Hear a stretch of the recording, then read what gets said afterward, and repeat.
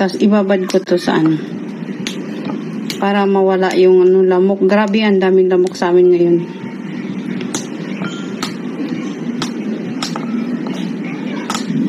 Kailangan mo lang ganitohin siya.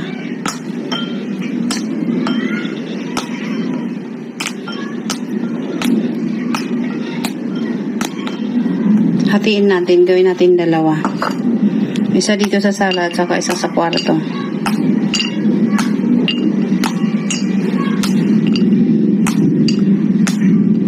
Sobrang daming lamok. Experiment tayo. Ano ang mangyayari? So ngayon, ayan na siya. Ngayon natin, lalagyan natin ng alcohol.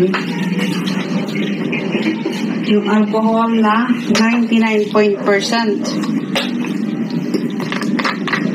Ano natin siya?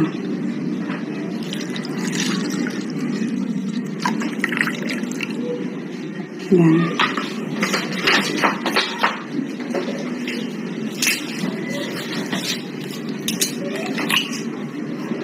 Punuin natin. Yan. Tapos ito rin.